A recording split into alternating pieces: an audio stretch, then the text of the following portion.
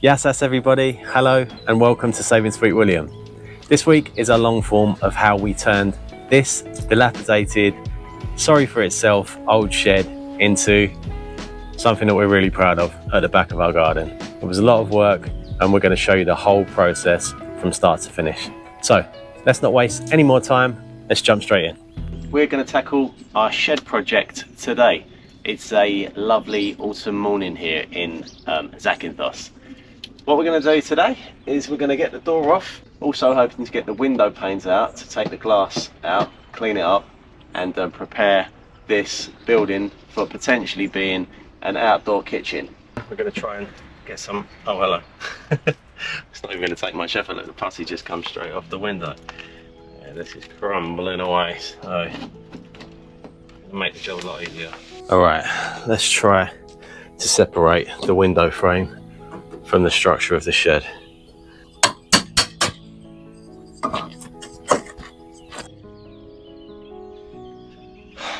Good stuff, we can fix this up now, get this filled where it needs to be, cleaned right up. This is pretty solid, but we don't need it, it's just taking up space. The trouble is I don't have many tools over here for this kind of job. I don't have a sledgehammer, I don't have a club hammer, so it's going to be me, a hammer and a crowbar. Let's see how we go. I'll tell you what I'm going to do though, is change these into trainers because they're not advisable to do this kind of work with flip-flops on. Even though I like the name, Handyman in Havana. So none of this hardcore is going to go to waste. I'm going to scoop it up, break it down even more, and this is going to be repurposed. I'm just going to start to strip some of the crumbling render off of the front wall. We're just going to fix the edge strips to the wall with a cement mixture. Okay, so we're about to find out if the decision to buy this mixture was a good one. I don't have a paddle mixer with me, which is what you would normally use to mix up something like this. All right, let's have a little zoom in and I'll show you what the texture's like. This is not a bad consistency here. Look, you've got that roughness of a render, but without the bumps. We're hoping that the durability of this particular render will mean that it will stand the test of time. It's all-in-one, means that no other additives are needed, as everything needed to increase durability and prevent cracking is already within the product. It is highly breathable and moisture resistant, absorbing less than 1% of its weight in water, which is way better than a traditional sand-cement mix, which retains around 15%. Okay, so as you can see, we've got all of the edging on the windows. They're framed really nicely. So that's going to give it a lovely finish because this shed has actually never been square looking before. It's always been kind of uneven. So having these smooth edges, these nice straight edges here, are going to make a big difference.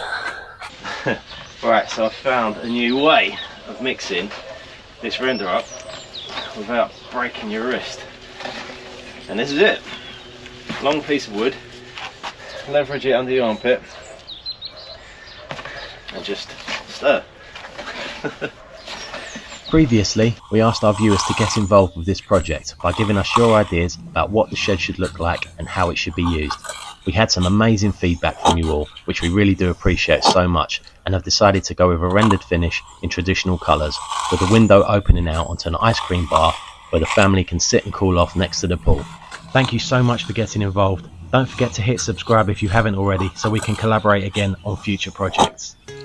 This traditional rendering style, found in Greece and Mediterranean countries, is a perfect blend of practicality, aesthetics and cultural identity. The rough textures are intentionally imperfect, created by hand with tools like trowels and brushes. Here you can see Chris using water and a brush to push down the larger trowel lines and create texture in the render, before going back over the wall with the trowel just before the render has begun to cure. The resulting organic, uneven surfaces are not just visually striking, but deeply tied to traditional craftsmanship. The aesthetic intent of these rough walls is to create a timeless beauty, catching sunlight as it shifts throughout the day, giving the building a different appearance between morning and night. Okay, just a little walk around of where we are. This wall's finished. Beautiful texture achieved on this wall. Absolutely stunning. Really glad that we used the render that we did. It's incredible. I don't know if you can see there's a little bit of texture where the sunlight's hitting it there, but it's flat, smooth as we want it to be without being completely smooth. Got that lovely texture in. But things don't always go to plan. Alright, just trying to bring this glass back to life here. Okay, so this is going well. We've managed to remove both of the panes of glass without breaking them. Oh no! No!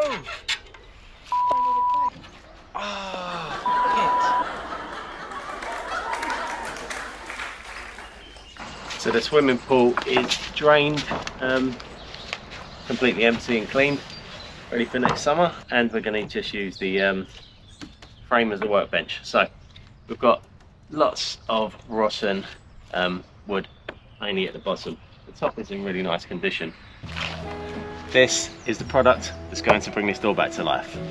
DuroStick Duro Wood. So it's a fine balance between removing enough rot that you've got some decent wood for the filler to bond to, and removing so much that you need to create a new, a whole new shape. If you create an edge here which can stop the filler from just falling away, and then apply a lot of pressure into the cracks, so push your filling knife down real hard, try and get that filler into all of the cracks, because it will help strengthen the wood that's underneath it.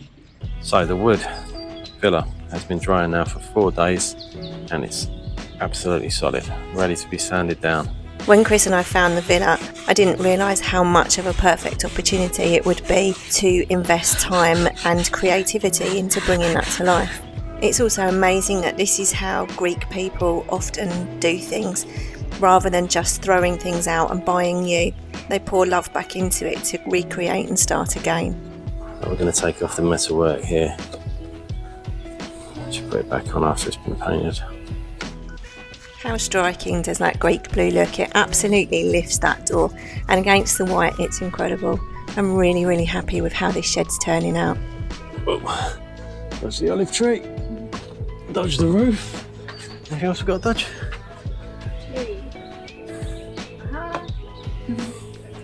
Okay, a few more finishing touches. You know, it's easy to just get caught up in wanting to complete the job when you're doing a renovation, especially when you don't have much time in the first place. But sometimes a moment can really take your breath away, and I just had to stop here and enjoy a coffee whilst watching the sunrise. So this seems like a good time to mention that our shop is now live on YouTube, and you can get your very own Kalimera mug to enjoy a coffee wherever you may be. So in the summertime, this paint dries so quickly, you can't really, it turns to glue, it turns so gloopy and thick. Okay, time has come. Get these edges on. Drilled a couple of holes in 2 blocks of wood that we're going to use to pack these out. Should slot over there. Stick the worker on. Tighten them up.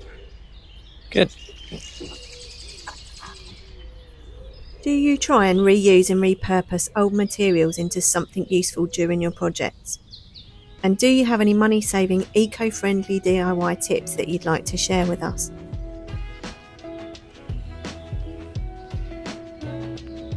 And that is another piece of our Greek house renovation puzzle.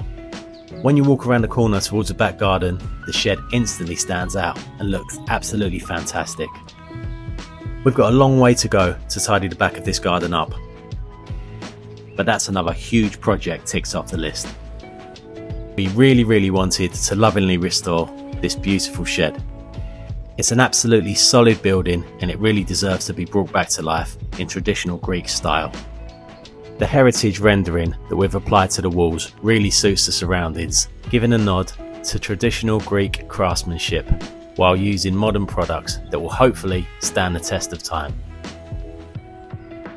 We really love how vibrant the building looks and how the colours contrast together.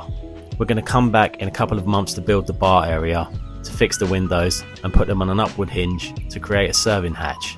We can then begin the process of creating an outdoor kitchen inside the shed that everybody can enjoy while spending time in the back garden.